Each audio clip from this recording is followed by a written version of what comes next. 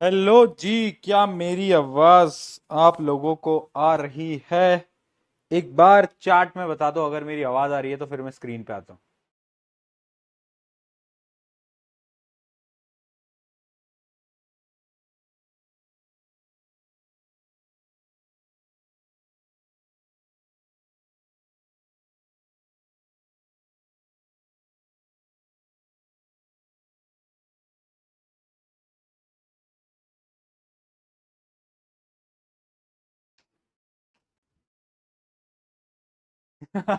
डरे तो नहीं?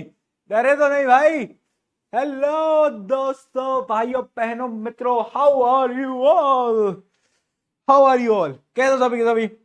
एकदम बढ़िया। सब चंगा सी। सब चंगा सी। How are you all? एकदम बढ़िया। मजे में। हाँ भाई। How is your life? Life कैसी चल रही है? हैं? क्या हो गया? काहे परेशान हो? इमोजी बंद कर दो। अरे यार, तुम लोग इमोजी बंद करा लिया करो बस। तुम लोगों के जीवन की सबसे बड़ी समस्या है इमोजी, रिएक्शन। तुम लोगों को रिएक्शन पसंद काहे नहीं है ना? रिएक्शन नहीं चाहिए भैया बस लाइफ में। रुको जरा। रुको। रुक जाओ। रुक जाओ। रुक जाओ, कर रहा हूं। और बताओ कैसे हो पहले? सब रिवाइज करके आए हैं क्या? ग्रेविटेशन का आज अपना L2 है। L2 में क्या सब रिवाइज करके आए हैं? हाँ भाई। L2 में रिवाइज करके आए हैं सब, या नहीं करके आए? जो नहीं करके आए, आज तुम लोग पिटोगे मुझसे। लो वॉइस कहाँ है? इससे ज्यादा वॉइस करूंगा तो कान फट जाएंगे बेटा। समझ रहे हो? इससे ज्यादा वॉइस करी तो बेचारे तुम लोग। हाँ जी। यस भैया, इसकी एसीपी कब आएगी? इसकी एसीपी आज अपलोड हो जाएगी बेटा, आज या कल सुबह तक इसकी एसीपी अपलोड हो जाएगी। टन। कैसे हो सब? All good? यस। पढ़ाकू पी के भैया, चश्मे में लगते हैं पढ़ाकू पी के भैया। पी के भैया अचानक से पढ़ाकू लगने लगते हैं, जैसे ही पी के भैया चश्मा लगाते हैं ना। ऐसा होता है। ऐसा बहुत लोगों के साथ होता है। मैं अपने, पता है, मैं अपने कॉलेज टाइम में भी यही किया करता था। मतलब ये जो मेरे चश्मा नहीं लगा हुआ, ये ब्लू लेंसेज होते हैं, जो ऐसे नहीं होता, कंप्यूटर स्क्रीन के लिए जो ग्लासेस होते हैं वो होते हैं। तो जब मैं अपने कॉलेज टाइम में हुआ करता था, और जब मुझे अपने टीचर से अटेंडेंस की भीख मांगनी होती थी कि sir please sir, sir sir एक एक अटेंडेंस दे दो सर प्लीज, तो जब मुझे हरकत करनी होती थी तो मैं क्या करता था बेटा, मैं एक हैक का इस्तेमाल करता था। शक्ल से तो मैं लगता ही नहीं पढ़ाकू। तो मैं क्या करता था, मैं एक चश्मा निकालता था, ऐसे चश्मा डालता था, अब लग रहा हूं पढ़ाकू। अब जाता था, सर प्लीज सर, सर मैं आ नहीं पाया था क्लास में, सर प्लीज सर, सर थोड़ी अटेंडेंस बढ़ा देते तो ऐसे बेटा। ये एक ट्रिक बता दिया तुमको आज मैंने। ऐसे जाओगे तो गारंटीड फल मिलेगा तुम्हें, ठीक है? चलिए स्टार्ट करते हैं ग्रेविटेशन।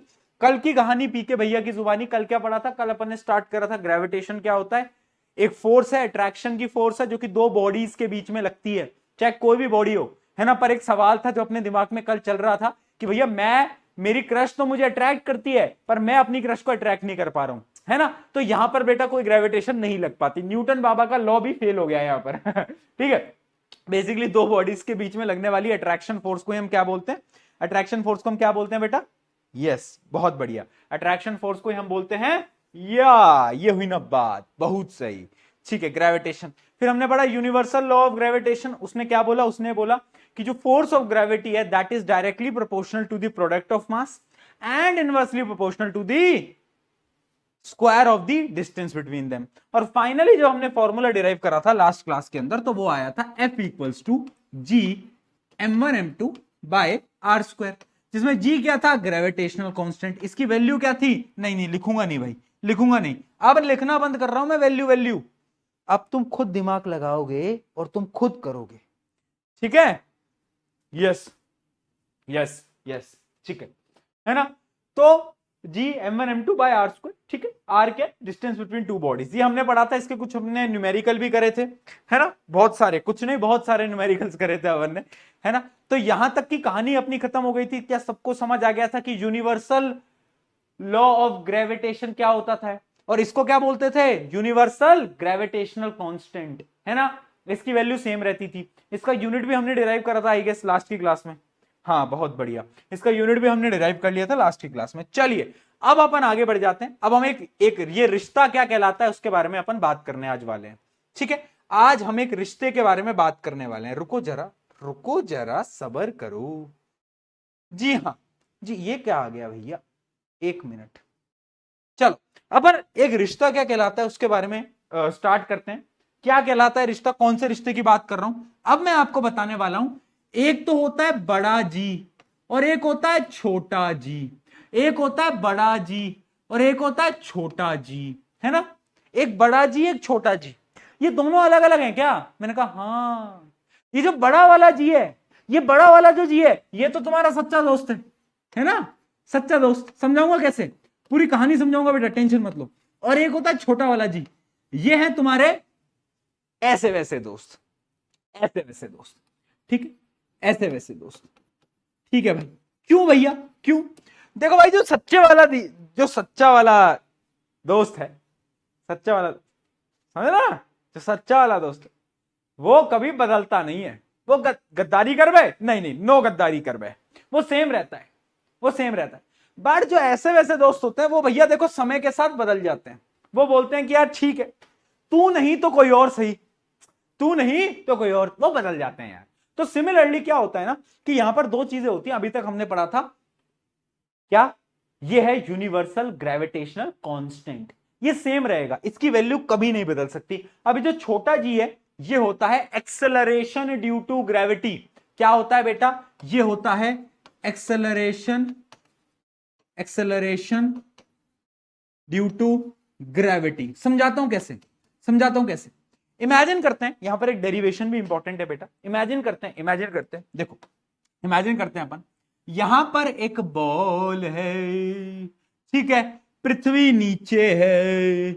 अब बॉल पृथ्वी की तरफ नीचे गिर रही है, कौन खींच रहा है बेटा, बोल यार, कौन खींच रहा है, अरे खींच रही है ग्रेविटी। अच्छा एक बात बता, क्या जब बॉल नीचे आती है, मोशन चैप्टर में याद करना, जब चिंटू लाल ने जंप लगाई थी, तो क्या जब नीचे आती है तो क्या वेलोसिटी बढ़ती जाती है, यस और नो, चैट में लिख दो, यस और नो चैट में लिख दो जल्दी। अरे मूर्खो, ये बॉल है, अब इसको मैं फेंकूंगा, जैसे नीचे आएगी तो वैल्यू बढ़ती जाएगी, हाँ बढ़ती है, बढ़ यानी वेलोसिटी बढ़ती है। अच्छा जब भी वेलोसिटी चेंज होती है तो एक चीज होती है जिसको हम बोलते हैं एक्सेलरेशन, है ना। तो वही एक्सेलरेशन को हम बोलते हैं एक्सेलरेशन ड्यू टू ग्रेविटी, है ना। वही एक्सेलरेशन को अपन बोलते हैं एक्सेलरेशन ड्यू टू ग्रेविटी, और वो होता है जी, हाँ जी, लो जी, पियो जी, जी ठीक है, स्मॉल जी। कंफ्यूज मत होना बेटा, बड़ा वाला जी सच्चा दोस्त, ये ऐसा वैसा दोस्त, ठीक। तो अब ये है एक्सेलरेशन ड्यू टू ग्रेविटी। अब हम एक डेरिवेशन करने वाले हैं, और वो डेरिवेशन आपको समझ आएगी कि मैं ऐसा क्यों बोल रहा हूं कि ये छोटे वाले जी की वैल्यू बदलती रहती है। अभी आपने याद करा था 9.8 मीटर पर सेकेंड स्क्वायर, मुझे पता है वो वैल्यू सही है, अर्थ के हिसाब से सही है। किसके हिसाब से, अर्थ। अगर मान लो आज मेरा मूड बन गया और मैं सोच रहा हूं कि भाई चंद्रमा में चलूंगा, अगर मैं चांद में चला गया तो ये जी बदल जाएगा कैसे बदलेगा वो समझते हैं, देखो आ जाओ भाई, देखते हैं भाई कितना बेवफा है ये छोटा वाला जी, है ना। अब ये पृथ्वी है, ठीक है, मान लो पृथ्वी का जो मास है बेटा वो है m2, ठीक है, और जो बॉल है वो बेचारी छोटी सी, उसका मास है m1, ठीक है। अपन लेट कर रहे हैं, इसका मास m2 है पृथ्वी का, और इसका मास क्या होगा, इसका मास होगा m1, इसका मास क्या होगा बेटा m1, ठीक है जी। अब इमेजिन करो, अगर ये बॉल नीचे आ रही है, समझ लो बेटा इंपॉर्टेंट है, ये बॉल नीचे आ रही है, ठीक है, एक फोर्स इसे खींच रहा है ना, उस फोर्स की क्या वैल्यू होगी, ऑब्वियस सी बात है, तुमने कल ही पढ़ा है, फोर्स निकालने के लिए वैल्यू होती है G m1 m2 by R square. R क्या होता है? डिस्टेंस। अब खुद बताओ, हमारी जो पृथ्वी है, इमेजिन करो हमारी जो पृथ्वी है वो बहुत बड़ी है, पृथ्वी है जो बहुत बड़ी है, ठीक है। तो पृथ्वी के सेंटर से यहां तक का, सरफेस तक का जो डिस्टेंस होता है वो होता है अराउंड कितना? इतना, ठीक है। इतनी बड़ी पृथ्वी है और बॉल तो तुमने बस 10 मीटर ऊपर उछाली थी, बॉल तो तुमने बस 10 मीटर ऊपर उछाली थी। तो क्या मैं इस डिस्टेंस को, इस 10 मीटर को नेगलेक्ट कर सकता हूं? क्या इस 10 मीटर को मैं नेगलेक्ट कर लूं? अरे मुझे डिस्टेंस निकालना है, कहां से? पृथ्वी के सेंटर से, इस सेंटर से इस बॉल तक, इस सेंटर से इस बॉल तक। तो मुझे पता है सेंटर से सरफेस तक का रेडियस होता है 6400 किलोमीटर, और ये 10 मीटर उछाली मैंने बॉल। तो क्या इस 10 मीटर को मैं नेगलेक्ट कर सकता हूं? हाँ या ना? कर सकता हूं ना यार, क्यों ना करूं? अरे 10 मीटर क्या है, हाँ ठीक है, तो इसको भूल जाओ। यानी अगर मैं डिस्टेंस निकाल रहा हूं सेंटर से, तो डिस्टेंस होगा पृथ्वी का रेडियस। एक्चुअली में रेडियस ही होगा, सेंटर से सरफेस तक का जो रेडियस है वही डिस्टेंस होगा। क्योंकि ये तो छोटा सा है 10 मीटर, इसको तो मैं नेगलेक्ट कर लेता हूं, नेगलेक्ट कर लेता हूं। राइट राइट, अरे कर लो यार नेगलेक्ट। अब देख, एक बच्चा लिख रहा है 6410 लिखो। बेटा ये किलोमीटर है, ये मीटर है, किलोमीटर को मीटर, मीटर को किलोमीटर में कन्वर्ट करो, पहले 1000 से डिवाइड करो, फिर इसमें जोड़ो, पॉइंट में कुछ वैल्यू में बदलाव आएगा, भूल जाओ उस वैल्यू को, नहीं लेना देना मुझे, नहीं लेना देना, ठीक है, नहीं लेना देना। बहुत बढ़िया। अब देखो, अब देखो, मैं फॉर्मूला लिख रहा हूं, आर यानी रेडियस का स्क्वायर, अर्थ के रेडियस के बराबर मान लिया, क्योंकि इसकी वैल्यू तो नेग्लेजिबल है, ठीक है जी, बहुत बढ़िया। अच्छा अब एक बात बताओ, ये बॉल नीचे आ रही है ना? अच्छा, फोर्स का एक और फॉर्मूला होता था जो पिछले चैप्टर में हमने पढ़ा था। कौन सा फॉर्मूला हमने पढ़ा था बेटा? कोई अगर चैट में बता दे तो एक रसगुल्ला मेरी तरफ से फ्री। बताओ। बहुत बढ़िया, क्या पढ़ा था? Force equals to mass into acceleration. किसका मास? ये ऑब्जेक्ट, क्योंकि एक्सेलरेट तो यही हो रहा है ना, एक्सेलरेट तो m1 ही हो रहा है। देखो एक्सेलरेट कौन कर रहा है? एक्सेलरेट कौन कर रहा है? m1 कर रहा है, m1 कर रहा है। तो मास क्या लूंगा? m1। अच्छा, एक्सेलरेशन क्या है? एक्सेलरेशन क्या है? एक्सेलरेशन ड्यू टू ग्रेविटी, वही तो हमें निकालना है, वही तो हमें निकालना है। हम एक्सेलरेशन ड्यू टू ग्रेविटी निकाल रहे हैं कि एक बॉल जब नीचे आती है तो उसका एक्सेलरेशन ड्यू टू ग्रेविटी की वैल्यू क्या होती है, ठीक है। अब क्या ये फोर्स और ये फोर्स बराबर है? इनकी बात तो सेम ही है, नीचे आ रहा है और वही फोर्स इसको नीचे खींच रही है, तो यानी ये दोनों फोर्सेस बराबर हैं। तो अब मैं इन दोनों इक्वेशन को, इक्वेशन 1 और इक्वेशन 2 को बराबर प्रूव कर सकता हूं, ठीक है। m1a equals to G m1 m2 by R square. अच्छा, m1 से m1 तो कट जाएगा, है ना बेटा, है ना, जीवन का सत्य कट जाता है, कितनी कोशिश कर, ठीक है। तो क्या बचा? एक्सेलरेशन ड्यू टू ग्रेविटी आ गया जी m2 बाय आर स्क्वायर। अच्छा मुझे बात बताना, ये m2 क्या है? m2 क्या है? किसका मास है? अर्थ का मास। क्या? ममम मास, अर्थ का मास। बहुत बढ़िया, किसका? अर्थ का मास। यानी ये है अर्थ का मास, यानी ये है अर्थ का मास, ठीक है। अच्छा, अर्थ का मास क्या फिक्स्ड है? हाँ, ऑलमोस्ट फिक्स्ड होता है, ठीक है, ऑलमोस्ट फिक्स्ड होता है। क्या अर्थ का रेडियस फिक्स्ड है? हाँ भैया, 6400 किलोमीटर होता है। क्या एक्सेलरेशन, ये जी जो है कांस्टेंट, क्या ये फिक्स्ड है? अब तो तुम्हें याद होगा, याद है। तो क्या एक्सेलरेशन ड्यू टू ग्रेविटी भी फिक्स्ड होगा? हाँ होगा, पृथ्वी के लिए फिक्स्ड होगा, पृथ्वी के लिए फिक्स्ड होगा। तो यहां पर अब हमें कैलकुलेशन करनी पड़ती है जिसमें हम रेडियस लेते हैं 6400 किलोमीटर और मास होता है अर्थ का, वो हम लिखते हैं वैल्यू में, और जी की वैल्यू तो तुम्हें पता ही है। और जब हम इस पूरी कैलकुलेशन को करते हैं, वो आपको करने की जरूरत नहीं है, तो फाइनली जो आंसर आता है वो आता है 9.87 मीटर पर सेकेंड स्क्वायर, और यही होता है एक्सेलरेशन ड्यू टू ग्रेविटी। क्या ये बात समझ आई बेटा? क्या ये बात समझ आई? जल्दी बताओ, फटाफट से बताओ भैया। कैलकुलेशन भी, रुको एक मैं आपको एक पीडीएफ और दिखाता हूं, कल के लेक्चर में इसकी कैलकुलेशन भी थी, ताकि हम अभी कैलकुलेशन नहीं करेंगे, उससे आपको क्लैरिटी मिल जाएगी। आ जाओ, क्या ये समझ आया? आया तो चैट में एक बार पी के लिख देना, ताकि मुझे भी पता चले कि हाँ भाई मूर्ख बालकों को समझ आ गया है। कि हमने क्या डिराइव करा है बेटा? ये हमने डिराइव करा है acceleration due to gravity. Yes, value कैसे आई दिखाता हूं, कैलकुलेशन दिखाता हूं। तो मुझे पता था तुम नहीं मानोगे, इसलिए तुम्हारे पास सबूत लेके आता हूं मैं, सबूत लेके आता हूं मैं कि तुम, मुझे पता है तुम गलत लोग हो, तुम सवाल जवाब करोगे मुझसे। रुको रुको जरा, सबर करो। लो भाई देखो भाई, क्या बता रहा था मैं आपको बता रहा था ये वाली इक्वेशन, ये वाली इक्वेशन कि भाई हमें डिराइव क्या करना है, एक्सेलरेशन ड्यू टू ग्रेविटी। अगर कोई भी चीज नीचे आ रही है तो उसको कौन सी फोर्स नीचे खींच रही है बेटा, वो फोर्स होगा ग्रेविटेशनल फोर्स। उसकी वैल्यू क्या होती है, Gm1m2 बाय आर स्क्वायर। ठीक है, एक एम है मास ऑफ अर्थ, एक है बॉल का मास, और डिस्टेंस क्या है, अर्थ का रेडियस जो कि आर है। ठीक है, अच्छा कोई भी चीज अगर नीचे आ रही है तो फोर्स का एक और फॉर्मूला होता है जो कि हमने पहले चैप्टर में पढ़ रखा है, जो कि होता है मास इंटू एक्सेलरेशन, है ना, एक्सेलरेशन। और वही एक्सेलरेशन ही तो हमें निकालना है। तो जब इन दोनों वैल्यू को डायरेक्टली हमने पुट करा तो एक्सेलरेशन ड्यू टू ग्रेविटी की वैल्यू क्या आई, एक्सेलरेशन ड्यू टू ग्रेविटी की वैल्यू आई G M by R square. G constant, M mass of earth, R radius of earth. अब जब इन सारी वैल्यूज को बेटा मैं पुट करूंगा, देखो मास क्या होता है अर्थ का, 6 इंटू 10⁻²4 kg, ये अर्थ का मास होता है। ठीक है, रेडियस क्या होता है 6400 किलोमीटर, इसको मीटर में कन्वर्ट कर लिया। ठीक है, जी की वैल्यू 6.67 इंटू 10⁻⁻11। अब इसको इस वैल्यू में, इस फॉर्मूले में मैंने पुट करा, कैलकुलेशन आप ट्राई कर सकते हो अगर आपका मन है तो।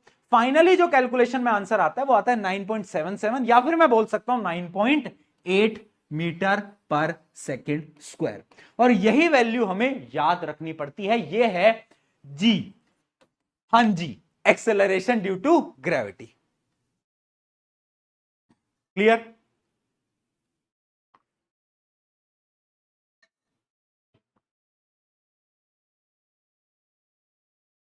कोई प्रॉब्लम बेटा इसमें,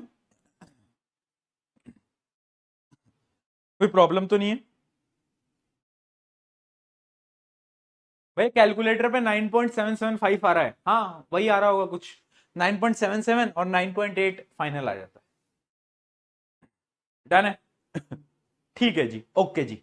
चलिए, तो जी जी जी जी जी जी जी जी जी जी जी जी जी जी जी, बड़ा जी छोटा जी, अच्छा दोस्त बड़ा जी, क्यों, उसकी वैल्यू नहीं बदलती। छोटे जी की भी वैल्यू नहीं बदलती अनटिल एंड अनलेस मैं पृथ्वी को ना बदल दूं। कुछ कुछ केसेस हैं जिसमें छोटा जी बदलेगा, अभी दिखाऊंगा बेटा, दोगलापन दिखाऊंगा छोटे जी का। बड़ा जी सच्चा दोस्त कभी नहीं बदलेगा बेटा, कभी नहीं बदलेगा, पर छोटा जी जो है कभी कभार बदलेगा यार।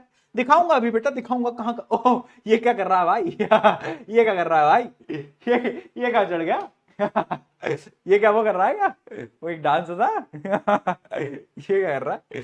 चलो बहुत बढ़िया, क्या ये हमें समझ आया? हमने क्या निकाला बेटा, ये हमने निकाला है एक्सेलरेशन ड्यू टू ग्रेविटी। बहुत बढ़िया, जिसकी वैल्यू हमने निकाल ली, डिराइव भी कर लिया। अच्छा एक बड़ा इंपॉर्टेंट फैक्ट है, वो फैक्ट तुम फील कर पाओगे। Each morning gravity around bed is 10 times stronger सुबह सुबह ग्रेविटी ज्यादा हो जाती है यार, है? जब तुम बेड पे होते हो, रिलैक्स कर रहे हो, ऐसा क्यों लगता है कि ग्रेविटेशनल फोर्स बहुत ज्यादा है मुझ पे, दबाव पड़ रहा है मुझ पे बहुत ज्यादा उठने के लिए, है ना? हाँ यार बहुत ज्यादा हो जाती है।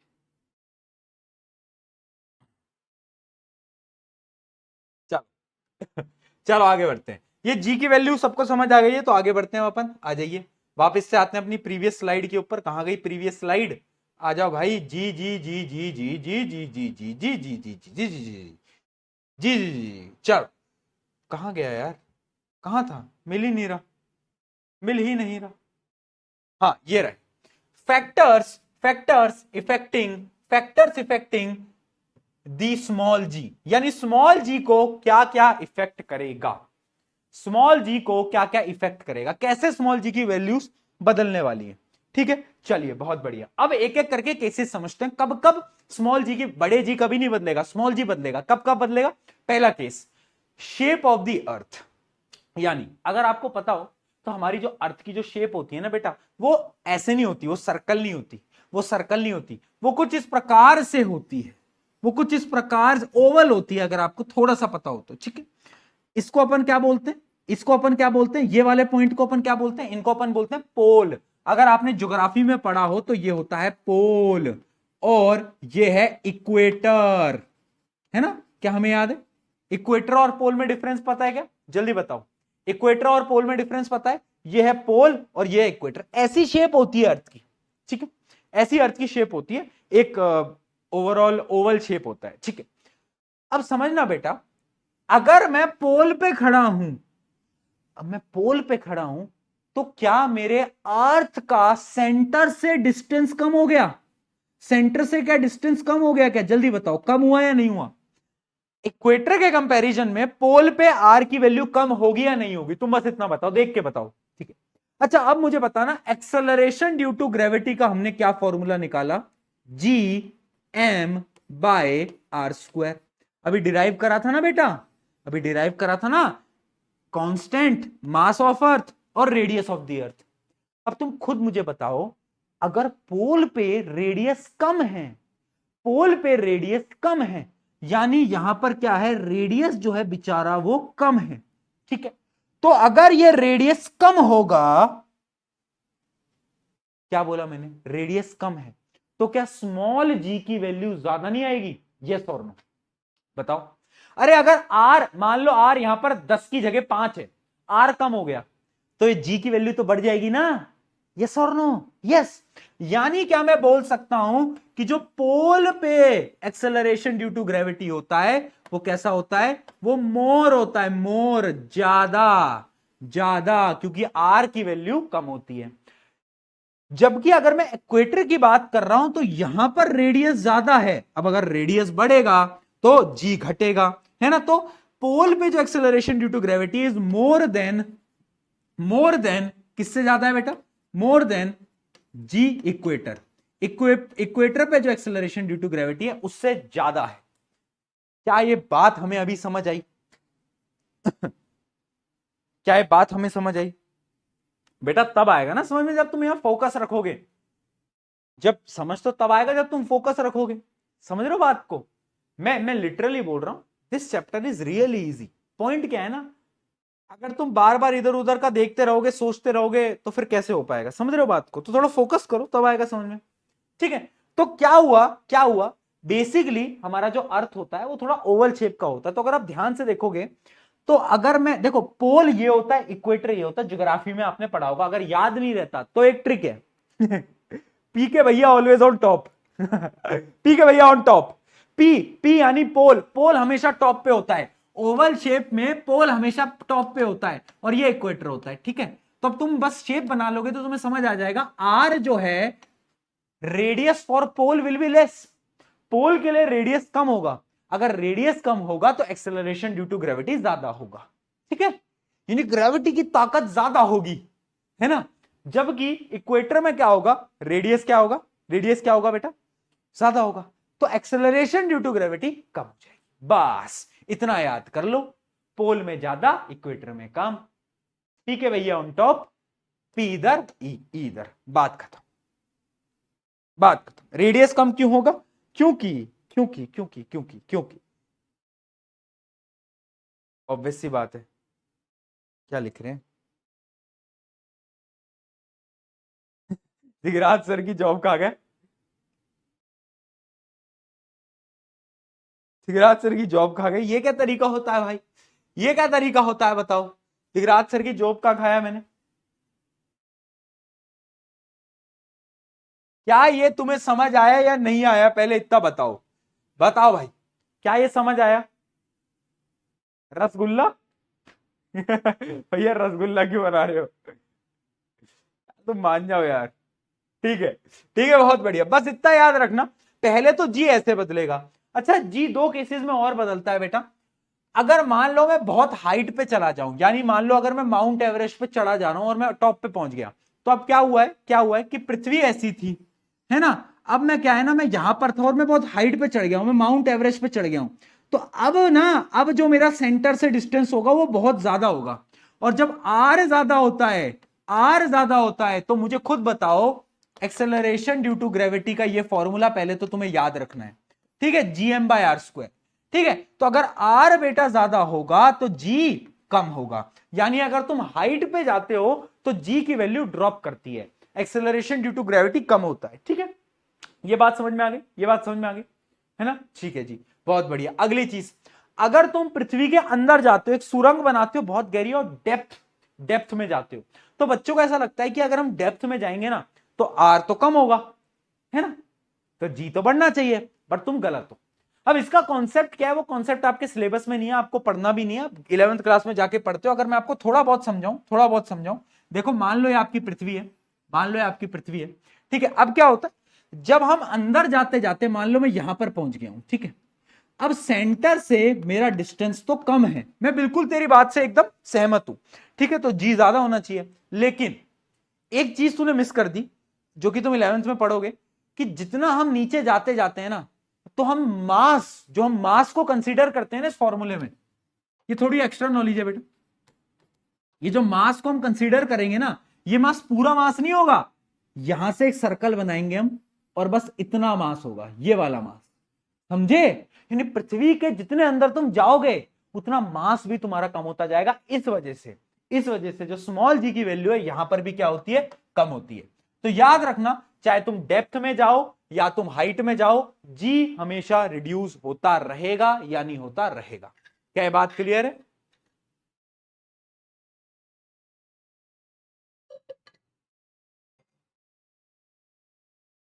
लगाओ, बताओ।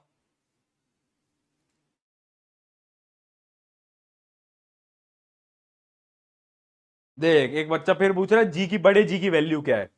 ओहो भैया, वो डेरिवेशन समझ नहीं आ पाए। अरे मूर्खो, लो यार, आ जाओ यार। तुम कभी कभार ऐसा मन करता है ना तुम्हें मार मार के शक्तिमान बना दूं, पर फिर याद आता है यार भी तो करता हूं तुम लोगों से, क्या करूं तुम लोगों का। आ जाओ। देखो भाई, सिंपल सी बात है, डेरिवेशन सुन ले एक बार, और नहीं आए तो ऐसा करना, अपने भेजे में जोर जोर से मारना नहीं, ऐसा कुछ नहीं करना है, आ जाएगा। देखो ऑब्वियस सी बात है, अगर कोई भी बॉल नीचे गिर रही है, उसका मास है m1, वो नीचे गिर रही है, ये है पृथ्वी, ठीक है, पृथ्वी बहुत बड़ी है और उसका मास अपन ले लेते हैं m2, ऐसा अज्यूम कर, ठीक है। अब अगर वो नीचे गिर रही है, एक फोर्स उसे खींच रही है, उस फोर्स की वैल्यू तुम आराम से लिख सकते हो G m1 m2 by R square.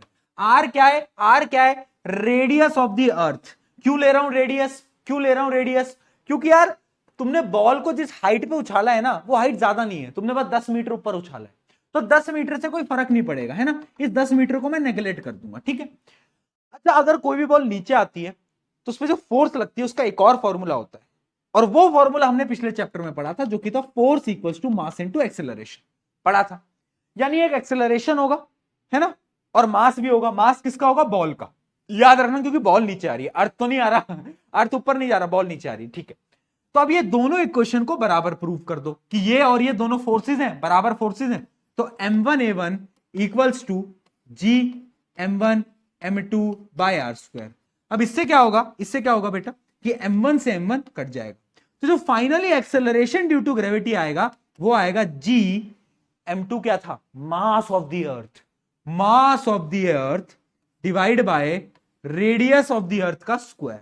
तो ये फाइनली फॉर्मूला आ जाता है एक्सेलरेशन ड्यू टू ग्रेविटी का। अब बताओ, ठीक है? अब ठीक है, चलो आगे बढ़ते हैं। अब ज्यादा नौटंकी मत करना, ठीक है। क्या तुम समझे कि बड़ा वाला जी तुम्हारा सच्चा दोस्त क्यों है? क्योंकि वो बदल नहीं रहा, बट ये छोटा वाला जी तो बात बात पे बदल जा रहा है भैया, ये बदल जा रहा है बार बार। देखो, बड़ा वाला जी क्या है, यूनिवर्सल ग्रेविटेशनल कांस्टेंट। स्मॉल जी क्या है, एक्सेलरेशन ड्यू टू ग्रेविटी। ये डिफरेंस इंपॉर्टेंट है, पेपर में बार बार पूछा गया है, ठीक है। अगला difference, it is constant everywhere. Universe में कहीं पर भी होगे तो बड़े वाले जी की वैल्यू नहीं बदलेगी, बट इसकी वैल्यू बदलेगी, ये ठीक। It varies from planet to planet. अच्छा, इसकी वैल्यू होती है 6.67 इंटू 10⁻⁻11, इसकी वैल्यू होती है अर्थ के लिए 9.8। इसका ऐसा यूनिट कल बताया था, जी का ऐसा यूनिट प्रूव भी करा था, न्यूटन मीटर स्क्वायर पर केजी स्क्वायर। और ये तो एक्सेलरेशन है, और एक्सेलरेशन का तो एक ही यूनिट होता है, जो कि तुम्हें पता है, मीटर पर सेकेंड स्क्वायर, यही यूनिट होता है, राइट। तो ये कुछ डिफरेंसेस हैं जो कि तुम्हें याद रखने हैं, 4 डिफरेंसेस पेपर में पूछ लिए जाते हैं, 3 मार्कर में क्वेश्चन आता है,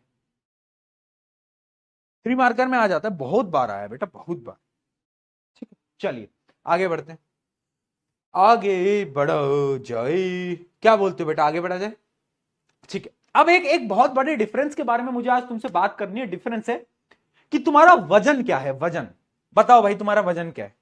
जल्दी बताओ तुम्हारा वेट क्या है? वेट चैट में एक बार अपना वेट लिखोगे।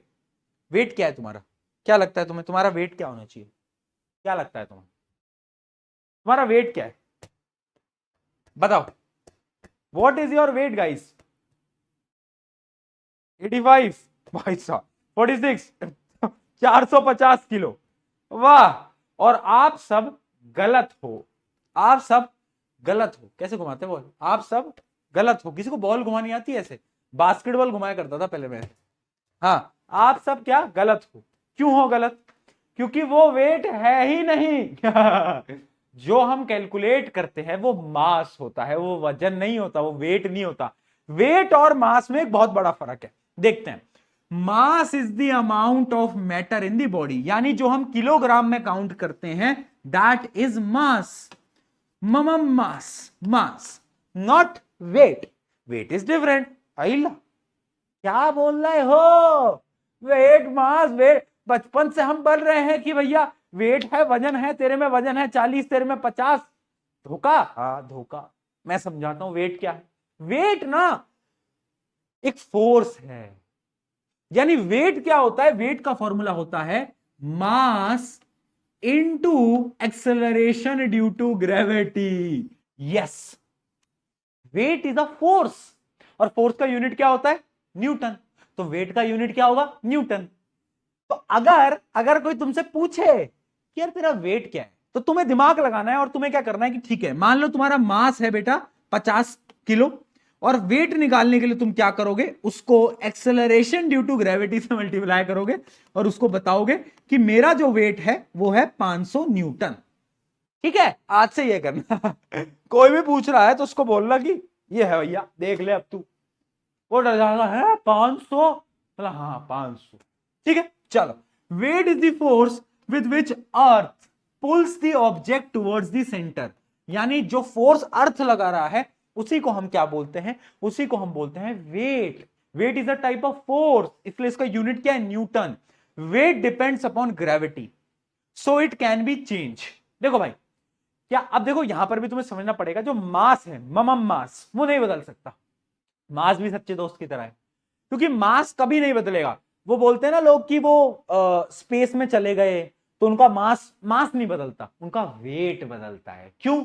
क्योंकि वेट का फॉर्मूला होता है mass into acceleration of gravity, acceleration due to gravity. और तुम्हें पता है अगर तुम स्पेस में गए तो एक्सेलरेशन ड्यू टू ग्रेविटी बदल जाएगा, तो वेट भी बदल जाएगा। यानी मास कभी किसी का नहीं बदलेगा, मास विल बी सेम। बदलेगा कौन? कौन बद मुझे पता है बेटा, वो तो बदला था, उसके बारे में नहीं कह रहा। यहां कौन बदलेगा? वेट बदलेगा। हाँ बहुत बढ़िया। वेट का यूनिट होता है न्यूटन, फॉर्मूला होता है mass into gravity, acceleration due to gravity. चलिए आगे बढ़ते हैं। अरे बहुत बढ़िया बढ़िया आपको मैं सवाल बताना चाह रहा हूं। अब इससे सवाल आते हैं। देखिए, देखो अगर मैं पृथ्वी पे हूं, मैं मान लो यहां पर पृथ्वी पे हूं, तो मेरा मास है 50 किलो। ठीक है जी। और मेरा वेट है, अगर मैं इसको 9.8 से मल्टीप्लाई कर लूं, क्योंकि वेट का फॉर्मूला होता है m इंटू जी, जी की वैल्यू मैं ले रहा हूं 9.8। ठीक है, तो वो आ जाएगा 490 न्यूटन। लेकिन अगर मैं मून पे चला जाऊं, कहां पर? मून पे चला जाऊं, मून या फिर कोई और प्लेनेट, मून की बात करते हैं। मून पे मैं चला जाऊं तो मेरा मास तो सेम रहेगा, mass will never change, but मेरा वेट बदल जाएगा। क्यों? क्योंकि मून के ऊपर, और ये याद भी रखना, तुम एक पॉइंट लिख लो कहीं पर, कि मून के ऊपर जो एक्सेलरेशन ड्यू टू ग्रेविटी होती है मून की, वो होती है 1/6 of acceleration due to gravity of earth. यानी 1/6 टाइम होती है। यानी acceleration due to gravity moon पे कम है, 1/6 टाइम है अर्थ के। ठीक है, तो उससे अगर तुम सॉल्व करोगे, उससे अगर तुम सॉल्व करोगे तो वेट क्या आएगा? वेट आएगा 80 न्यूटन। क्या ये बात समझ में आई? ऐसे हर एक प्लैनेट के अंदर बेटा मास तो सेम है, बट वेट अलग है। क्यों? क्योंकि एक्सेलरेशन ड्यू टू ग्रेविटी बदल जाता है, बदल जाता है, बदल जाता है। राइट?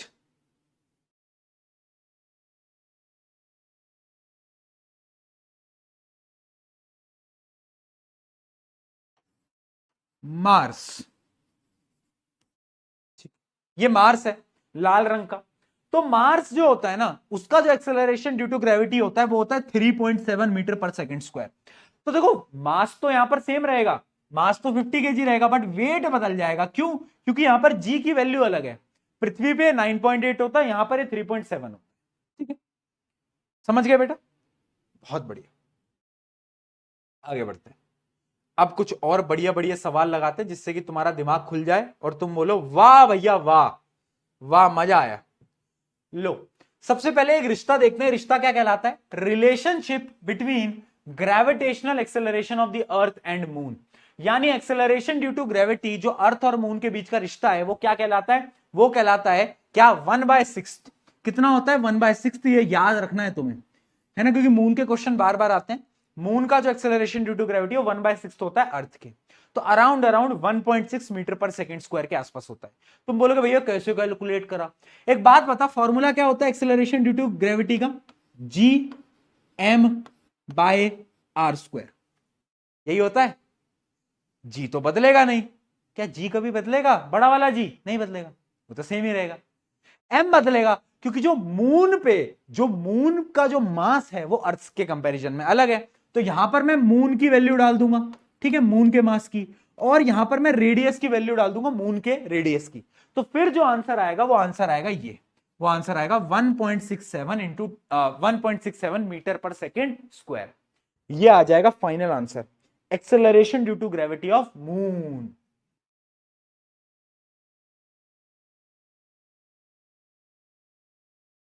अब तुमसे अगर कोई भी बोले कि मैं तुम्हारे लिए चांद तारे तोड़ लाऊंगा, तो उसको बोलना कि चांद तारे तोड़ने की जरूरत ही नहीं है।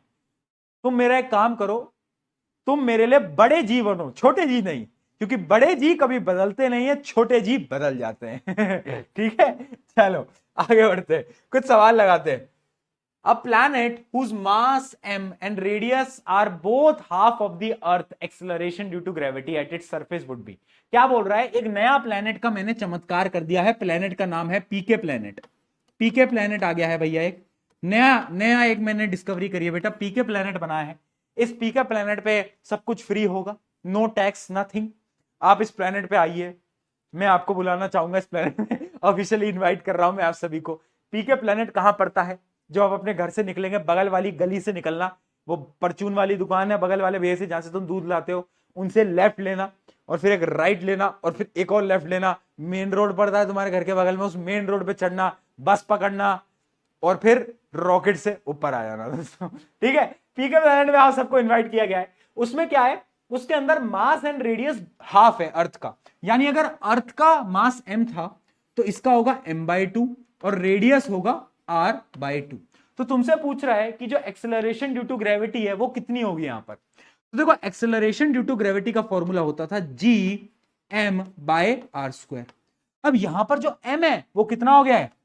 यहां पर तो g तो सेम है बट m हो गया है m/2 और रेडियस कितना हो गया है? रेडियस हो गया है r/2। तो r/2 का होल स्क्वायर, ठीक है, होल स्क्वायर। अब इसको मैंने कल भी सॉल्व करवाया था बेटा, इसको मैंने कल भी सॉल्व करवाया था, है ना, ऐसे क्वेश्चंस मैंने कल भी सॉल्व करवाए थे। ये कितना होगा जब इसको स्क्वायर करोगे? तो r²/4 और नीचे वाला 4 ऊपर चला जाएगा। यानी अगर तुम ध्यान से देखो तो ये आएगा कितना? 4gm/2r², कुछ ऐसा आएगा। ये नीचे आ जाएगा 2 और ये जो 2 का स्क्वायर 4 है ऊपर चला जाएगा। इसको सॉल्व करके ट्राई करो, ठीक है। तो ये कितना आ जाएगा? 2, यानी आ गया 2 टाइम्स gm/r²। और ये gm/r² क्या था बेटा? यही तो था acceleration due to gravity on earth, यानी अर्थ के एक्सेलरेशन ड्यू टू ग्रेविटी के डबल। और अर्थ की एक्सेलरेशन ड्यू टू ग्रेविटी कितनी होती है हमें याद ही है, वो है 9.8। यानी यहां पर होगी 2 इंटू 9.8 जो कि होगा कितना? इसको सॉल्व करके बताना कितना आ रहा है बेटा? 19.6 मीटर पर सेकेंड स्क्वायर। तो भाई पीके प्लेनेट पे आपको ग्रेविटी ज्यादा महसूस होगी। ठीक है, done.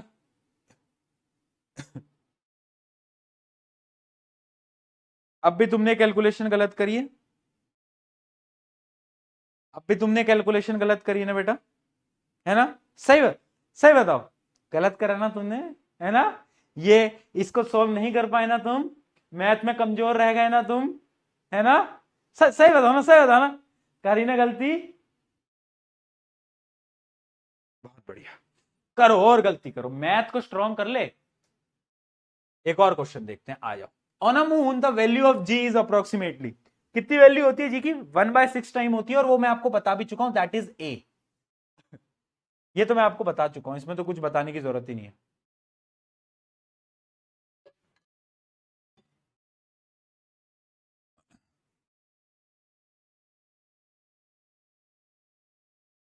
The value of g becomes, if the value of g becomes 0, the weight of an object will be, weight क्या होगा? वेट का फॉर्मूला क्या होता है? देखो, वेट का फॉर्मूला होता है mass into acceleration due to gravity. और अगर ये जीरो हो गया, अगर ये जीरो हो गया, तो वेट भी क्या हो जाएगा? जीरो हो जाएगा। अच्छा, ऐसा सेम क्वेश्चन पूछा गया था एक स्कूल के अंदर, और उसमें वेट की जगह पता है क्या बोला था? कंफ्यूज करने के लिए वेट की जगह यहां पर लिखा था, if the value of g becomes zero then the value of mass will be. Mass का आंसर आता सेम, मास सेम रहेगा बेटा, मास नहीं बदलता, बट वेट बदलता है। ठीक है, अगला question. The weight of a body on a earth is 60 Newton, its weight on a moon will be, moon पे इसका वेट कितना होगा? देखते हैं। हमें क्या पता है? वेट का फॉर्मूला होता है mass into acceleration due to gravity. ठीक, हम लेट कर लेते हैं, हम लेट कर लेते हैं कि एक्सेलरेशन ड्यू टू ग्रेविटी जो है अर्थ पे, उसको हम 10, वैसे 9.8 होता है, बट मैं इजी कैलकुलेशन के लिए 10 ले रहा हूं वैल्यू। ठीक है, जी की वैल्यू में 10 ले रहा हूं। ठीक है, तो वेट हमें पता है, वेट है 60 न्यूटन, मास मुझे निकालना है, एक्सेलरेशन ड्यू टू ग्रेविटी 10 है। तो खुद बताना बेटा मास कितना आ जाएगा? तो उस बॉडी का मास आएगा 6 kg। ठीक है भाई, मास आ गया। पूछ क्या रहा है?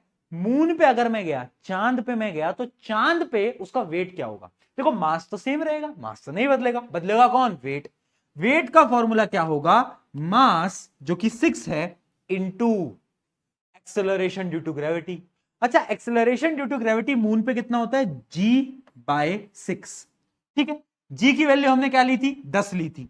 ठीक है, तो इसको सॉल्व करोगे, 6 इंटू 10/6, 6 से 6 कट जाएगा, आंसर आ जाएगा 10। आंसर कितना आएगा? 10। तो क्या आ गया आंसर आपका? 10 न्यूटन। राइट? किस किस का आया? किस किस का आया भाई? क्या बात है, इस बार आंसर बड़े कम आ रहे हैं भाई, क्या हो गया है? आंसर इतने कम कैसे आ रहे हैं इस बार, क्या हो गया है? हैं बेटा, क्या नहा चल रहा, दिमाग बंद हो गया?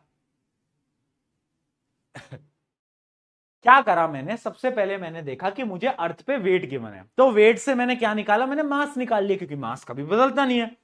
और मुझे पता है acceleration due to gravity moon पे 1/6 होता है, 1/6। तो अब मैंने वहां पर मास से मल्टीप्लाई कर दिया g/6, जी की वैल्यू 10 थी, तो पुट करा तो आंसर आ गया क्या? 10। बहुत सिंपल था ये तो। अगला सवाल, the value of acceleration due to gravity g, ये तो सेम आ गया भाई, इसका आंसर सी आएगा, इसमें तो कुछ पूछने की जरूरत ही नहीं है, सी आएगा। चलो आगे बढ़ते हैं, ये फैक्टर्स इफेक्टिंग तो हम पढ़ चुके हैं, और क्वेश्चंस करेंगे बेटा, अभी हम रुकेंगे नहीं, थकेंगे नहीं, थमेंगे नहीं। एक क्वेश्चन ये पूछा गया था, ये देखो, वेरी इंपॉर्टेंट, पेपर के अंदर आएगा, आज बता देता हूं, पेपर में आएगा, हाफ ईयरली में ये क्वेश्चन दिखेगा। Why does body reaches the ground quicker at the pole than at equator? यानी अगर इक्वेटर पे अगर मैं बॉडी को छोड़ूंगा, मतलब पोल पे अगर मैं छोड़ूंगा तो जल्दी गिरती है, और इक्वेटर पे धीरे गिरती है, ऐसा क्यों? ये भेदभाव क्यों? क्योंकि because of the shape of the earth, earth की शेप है ओवल, ये होता है, टॉप पे कौन है? पी के भैया, पी, और ये क्या है? इक्वेटर। तो याद रखना, पोल का जो रेडियस है वो कम है, इक्वेटर का रेडियस ज्यादा है। So according to the formula Gm/r², pole पे जो रेडियस होता है वो कम होता है, इस वजह से एक्सेलरेशन ड्यू टू ग्रेविटी ज्यादा होती है। इस वजह से कोई भी चीज अगर आप ड्रॉप करोगे तो ज्यादा जल्दी आएगी, क्योंकि acceleration due to gravity, acceleration ज्यादा है, तो यानी स्पीड ज्यादा होगी ना, जल्दी गिरेगी कोई भी चीज नीचे, समझ रहे हो? तो क्योंकि एक्सेलरेशन ड्यू टू ग्रेविटी ज्यादा होती है पोल पे, इस वजह से कोई भी चीज नीचे जल्दी गिरती है। ठीक है, ये बहुत बार पूछा गया है बेटा क्वेश्चन, याद रखना। What will be the effect of value of g when we go up hill? ऊपर जाएंगे तो क्या होगा, जी की वैल्यू कम होती है, याद रखेंगे। Calculate the value of g at the surface of earth. ये क्वेश्चन ज्यादा पूछा नहीं जाता, बट ये वही है कैलकुलेशन वाला। क्या करना है इसके अंदर बेटा, इसके अंदर आपको डेराइव करना है, वो जो हमने डेरिवेशन नहीं करी थी, ये डेरिवेशन आपको इसमें करनी है। ये हमने डेरिवेशन नहीं करी है फाइनल, याद आ गया? हाँ, तो डेरिवेशन करके दिखानी थी इस क्वेश्चन में, जो मैं ऑलरेडी मैं आपको 3 बार समझा चुका हूं। अब किसी ने पूछा ना तो शक्तिमानी बनाऊंगा घुमा घुमा के। आ जाओ आगे बढ़ते हैं। चलो, तो मास और वेट में बेटा फर्क क्या है? फाइनली मास और वेट में फर्क क्या आया तो आपको पता है। अब मैं आपको एक डिफरेंस बता रहा हूं, ये डिफरेंट चार्ट भी इंपॉर्टेंट है। देखो, मास सेम रहता है, वेट बदलता है। अच्छा, मास ना स्केलर क्वांटिटी है, स्केलर वेक्टर मोशन में पढ़ा था ना। हाँ, दिशा, दिशा जिसपे दिशा नहीं वो कौन? स्केलर। और जिसपे दिशा वो वेक्टर। ठीक है, तो मास तो स्केलर होता है, वेट क्या होता है? वेट वेक्टर होता है। मास हमेशा सेम रहता है बट वेट बदलता रहता है, depends upon acceleration due to gravity. Mass is measured during traditional balance. यानी मास को हमें मेजर करना है तो हम नॉर्मली मशीन से नाप लेते हैं, पर अगर मुझे किसी भी चीज का वेट नापना है ना, तो वेट नापने के लिए एक अलग मशीन आती है जिसको हम बोलते हैं स्प्रिंग बैलेंस। स्प्रिंग बैलेंस की मदद से हम किसी भी चीज का वेट नापते हैं।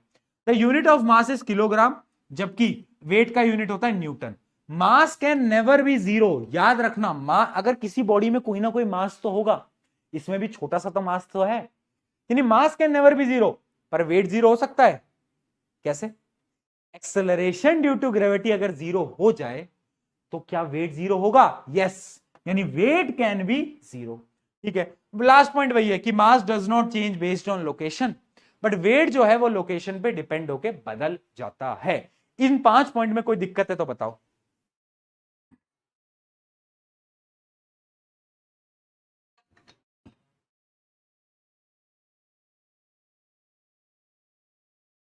समझे वीडू? समझे? बहुत बढ़िया इसके भी कोई क्वेश्चन करा दो, ये कह रहे हो तुम, इसके भी थोड़े बहुत क्वेश्चन करा दो। अच्छा, जैसे मैं आपको वैल्यू बता रहा था ना कि हमें मून का जो वेट होता है वो 1/6 क्यों होता है, मून की जी की वैल्यू 1/6 क्यों होती है, तो ऐसे आप कैलकुलेट करके भी कर सकते हो, है ना। इस स्लाइड के अंदर पूरी कैलकुलेशन है कि जैसे ये पूछी नहीं जाती, क्योंकि कौन वैल्यू याद रखेगा यार कि मून का मास कितना होता है, उसको याद करके मैं क्या कर लूंगा, है ना। बट यही है कि देखो, जैसे मून का मास कितना होता है, मून का मास होता है 7.36 इंटू 10⁻22। मून का रेडियस क्या होता है?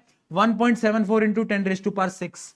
तो ऐसे हमने सॉल्व करके हम ये निकाल सकते हैं फाइनली कि जो मून की एक्सेलरेशन ड्यू टू ग्रेविटी की वैल्यू आती है वो आती है कितनी। नहीं, ये तो इन दोनों का रेशियो निकाल दिया, रुको रुको रुको, ये तो रेशियो निकाला है। ओके ओके, ये रेशियो है, ये रेशियो है किसका? ये रेशियो है acceleration due to gravity of moon divide by acceleration of gravity on earth, उसका रेशियो निकाला है। ये रेशियो निकल के आया 0.165। और ये चीज तुम भी निकाल सकते हो, ये तो तुम भी निकाल सकते हो, इसमें क्या दिक्कत है? अरे ऑब्वियस सी बात है, मून पे g/6 होता है। देखो बेटा, यहां पर लिखो, इसकी जगह लिखो g/6 और नीचे लिखो g, नीचे लिखो g, क्योंकि अर्थ का g है तो g से g कट जाएगा, फाइनली बचेगा 1/6। तो 1/6 को सॉल्व करोगे तो कितना आएगा? यही तो आएगा, है ना। तो ये रेशियो है, ये इन दोनों के बीच का रेशियो है, बस और कुछ नहीं, रेशियो है। ये पूछा नहीं जाता ज्यादा, ये रेशियो है, ठीक है। हाँ, पूछा नहीं जाता है ज्यादा, बट ऐसे ही है। डन। बोल दो ना जरा, क्या तुम्हें समझ आ रहा? मैं किसी से कहूंगा नहीं। बताओ यार, तुम्हारे चक्कर में जिम मिस हो रहा है। 8 बजे की क्लास इसलिए नहीं लेता मैं, जिम मिस हो जाता है मेरा भाई। चलो, यस, सही है। Done done done. कुछ क्वेश्चन देखते हैं बेटा। Mass of man is 75 kg and he has reached the centre of the earth, यानी वो अर्थ के सेंटर पे पहुंच चुका है। The mass and weight of the man at earth centre with a radius R will be, यानी मान लो मैं 75 kgs का था, अब क्या हुआ, मैं सेंटर पे आ गया, अर्थ के सेंटर तक आ गया मैं, तो अब तुम्हें यह बताना है कि मेरा मास और मेरा वेट कितना हो जाएगा। मास और वेट कितना हो जाएगा तुम्हें यह बताना है। बहुत प्यारा सवाल है, दिमाग लगाओ बेटा, जल्दी ढंग से करना है सॉल्व, अच्छा क्वेश्चन है, ठीक है, कर लोगे, खैर मुझे भरोसा है तुम लोगों को।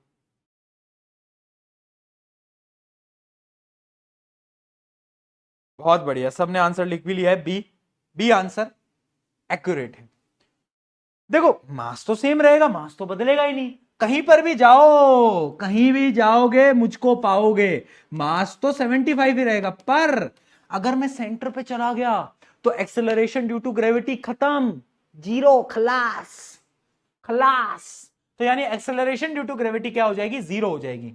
तो क्या हो जाएगा, एक्सेलरेशन ड्यू टू ग्रेविटी एकदम खत्म हो जाएगी। आप ये मान लो कि वो एकदम खत्म हो जाएगी, क्योंकि मैं सेंटर पे जाए जा रहा हूं। मैंने क्या बोला, जो अंदर जाते हैं रेडियस तो कम होता है, बट जो इफेक्टिव मास जी निकालने के लिए हमें कैलकुलेट करना रहता है वो भी कम होता है।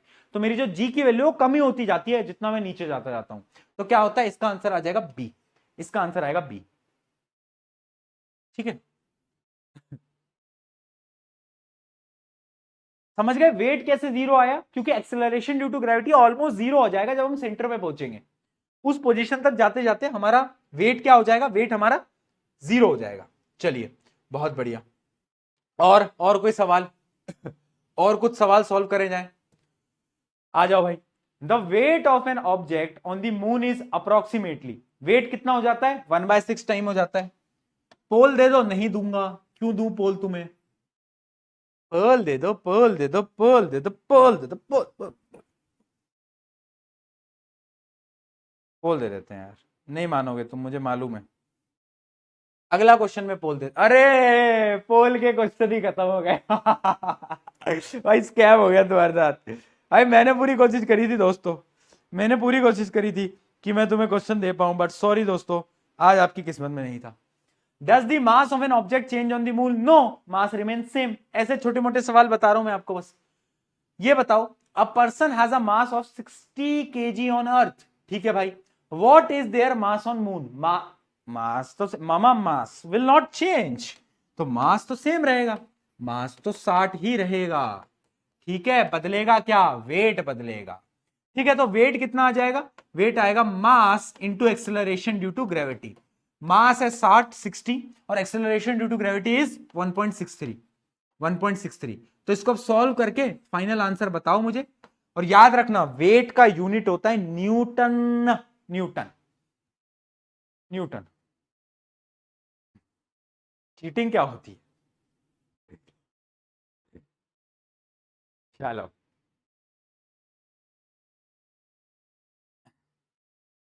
1.63 से मल्टीप्लाई करके लिख दो आंसर चैट के अंदर जरा।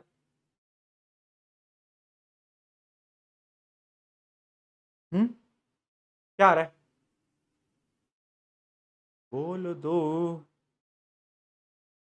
97.8 लिख रहे हैं बच्चे, 97.8 आ रहा है बेटा सबका, बताओ 97.8 लिख दूं ना, 97.8 न्यूटन। कैलकुलेटर यूज मत करा करो छोटी मोटी कैलकुलेशंस के लिए, खुद से सॉल्व किया करो। चलो, how does the weight of an object vary with respect to the mass and radius of the earth in a hypothetical case if the diameter of the earth. ये देखो पहला वाला जो इसमें क्वेश्चन है ना, ये पार्ट ए, ये तो तुम्हें पता ही है कि जो वेट है वो कैसे डिपेंड करता है, वेट डिपेंड करता है एक्सेलरेशन ड्यू टू ग्रेविटी पे, और एक्सेलरेशन ड्यू टू ग्रेविटी का फॉर्मूला है gm/r²। यानी अगर मास बदला तो भी जी बदला और वेट बदला, और अगर रेडियस बदला तो भी जी बदला और वेट बदला, ठीक है। तो ये तो तुम्हें पता है। सेकंड पार्ट देखो, इन अ हाइपोथेटिकल कंडीशन यानी imaginary situation, if a diameter of the earth become half, यानी अर्थ का जो डायामीटर है बेटा, अर्थ का जो डायामीटर है अब वो क्या हो गया है, पुराने डायामीटर के आधा हो गया है, ठीक है।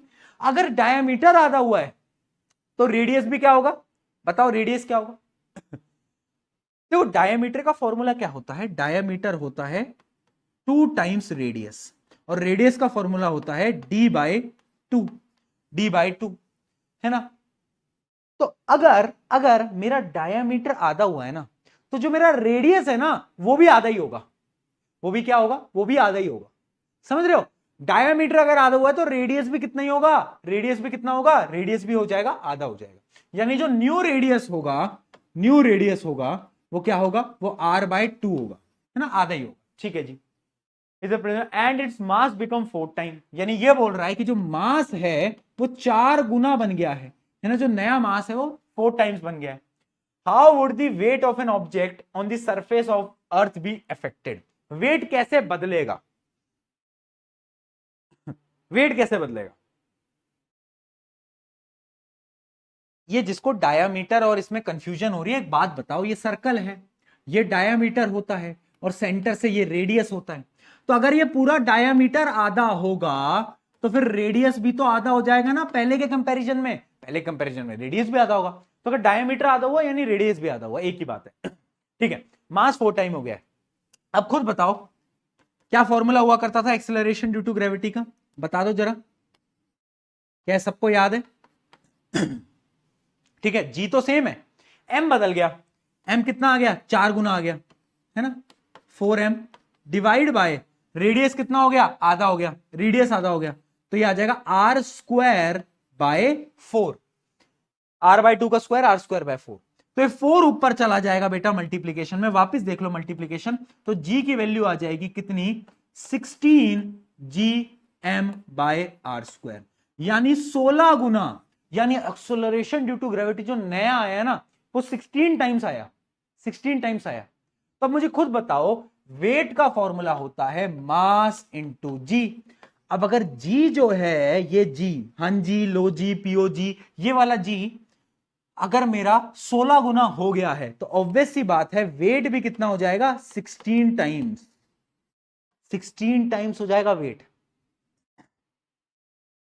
समझे? क्या हम समझे? मूर्खो बोल दो, समझे?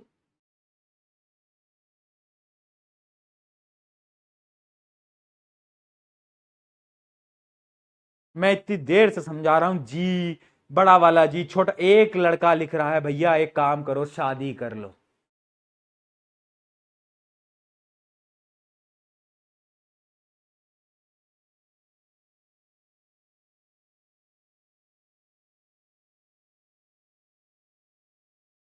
आंसू, आंसू निकल रहे हैं बस, कंट्रोल कंट्रोल करके बैठा हूं आंसुओं को।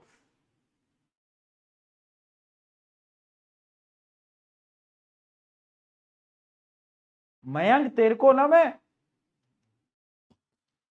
आया। चलो चलिए जी, अब इसके कुछ क्वेश्चंस मैं आपको होमवर्क दे रहा हूं बेटा, कुछ क्वेश्चंस मैं आपको होमवर्क दे रहा हूं जो कि आपको सॉल्व करके लाने हैं। ठीक है, पहला सवाल ये है, पहला सवाल ये है, बहुत अच्छा सवाल है ये आपका HW है, ये आप सॉल्व करके लाओगे बेटा क्लास में आने से पहले। ठीक है जी, पहला HW ये है। एक दूसरा HW और है, मैं आपको दिखाता हूं। दूसरा HW ये है, ये आपका दूसरा HW है। ठीक है, अच्छे दोनों सवाल हैं। और एक तीसरा HW है, ये क्या? Suppose the gravity of the certain which was the direction the moon began to move. इसको तो अभी क्लास में बता देता हूं, देख लो बेटा, इमेजिन करो, इमेजिन करो, इसको अभी डिस्कस करा लेते हैं। इमेजिन करो अगर अर्थ की जो ग्रेविटी है, मान लो ये अर्थ है और मून उसके चारों तरफ घूम रहा है, ठीक है, मान लो क्या घूम ही रहा है। अब अगर इमेजिन करो अर्थ की ग्रेविटी अचानक से 0 हो जाती है तो क्या होगा? अब क्या ये जो सेंट्रीपिटल फोर्स थी क्या वो लगेगी? क्या जो सेंटर की तरफ फोर्स लगती थी बेटा क्या वो लगेगी? अरे जी, ग्रेविटेशनल फोर्स ही तो खींचता है, वही तो सेंट्रीपिटल फोर्स लगाता है, तो क्या सेंट्रीपिटल फोर्स लगेगी अब? यस और नो? यस और नहीं लगेगी, नहीं लगेगी। तो अगर अचानक से ग्रेविटी 0 हो जाए ना तो अब सर्कुलर पाथ में मूव नहीं कर पाएगा। तो अब क्या होगा? ये जो मून है it will move in this direction, in the tangential direction, tangential direction, यानी ये सर्कल से ऐसे सीधा जाएगा, है ना। अब ये सर्कल में नहीं घूमेगा, अब ये टेंजेंशियल डायरेक्शन में जाएगा। क्यों? Because there is no centripetal force acting on it, क्योंकि यहां सेंट्रीपिटल फोर्स ही नहीं है ना। तो कभी भी अगर ऐसे ग्रेविटी अचानक से खत्म हो जाती है तो क्या होगा? मान लो सूरज की ग्रेविटी खत्म हो गई तो ये घूम रहा है ना जो हमारा पृथ्वी प्लैनेट, ये भी चला जाएगा, ये भी गायब हो जाएगा। ठीक है, तो it all depends upon gravity. सही है, तो ये कुछ क्वेश्चन आपको देने थे। कल तो अपनी क्लास ही नहीं है, कल अपनी क्लास नहीं है ना बेटा, आज अपनी लास्ट क्लास है आज अपनी लास्ट क्लास है बेटा। याद मेरी आएगी तो पता लगेगा। अब कहा याद आती है भैया, आप तो हमारे स्कूल खुल गए हैं, इतना सारा काम होता है कि हम क्या बताएं आपको। याद छोड़ो, दिन में तो सांस लेने का समय नहीं मिलता, पर रिप्लाई करने का समय तो मिल जाता है भैया। उतने बिजी भी नहीं है, उतने बिजी भी नहीं है, कहां से लाएं टाइम, है ना जी। चलो बहुत बढ़िया। अब अपनी अगले वीक क्लास है, आज वेडनेसडे हो गया ना, अगले वीक अपनी क्लास है। So what will do is, अगले वीक में चैप्टर आपका खत्म हो जाएगा। अभी तक जितना पढ़ा है इसको रिवाइज कर लेना। एसीपी सॉल्व करने के लिए अभी नहीं बोल रहा हूं, ठीक है। अगर एसीपी सॉल्व करने का होगा तो आपको संडे को नोटिफिकेशन आ जाएगा, ठीक है। वैसे आप एसीपी सॉल्व करना स्टार्ट भी कर सकते हो, आपकी मर्जी है ना। तो अगले में हम करेंगे फ्री फॉल के वो क्वेश्चंस जो कि हम ऑलरेडी वैसे कर चुके हैं, बट हम एक बार फिर डिस्कस कर लेंगे। हमने मोशन में पढ़ लिया था फ्री फॉल, बट हम वापस से कुछ क्वेश्चंस प्रैक्टिस कर लेंगे, जिनको नहीं समझ आया था उस टाइम पे अब समझ आ जाएगा। और फिर एक लेक्चर बचता है प्रेशर का, प्रेशर फ्लूइड का, छोटा सा। ठीक है जी, ओके जी, खत्म करें। चलिए ये होमवर्क क्वेश्चन सॉल्व कर लेना। ऑन दिस नोट मिलते हैं अब अगले वीक। खाओ पियो मौज करो मित्रों, और जाके टाइम पे सो जाना, ठीक है। कल स्कूल होगा क्योंकि। मिलते हैं डिडिंग डिडिंग डिडिंग अगले वीक। जब तक के लिए ध्यान रखें, लव यू ऑल, बहुत सारा प्यार। चलिए बाय बाय, बाय बाय, मिलते हैं। मैं भी थोड़ा, अभी कहां खाऊंगा भाई, मैं अभी तो 9 ही बजे हैं, मैं तो बहुत लेट खाना खाऊंगा। चलो बाय बाय, टेक केयर, जाओ जाओ जाओ।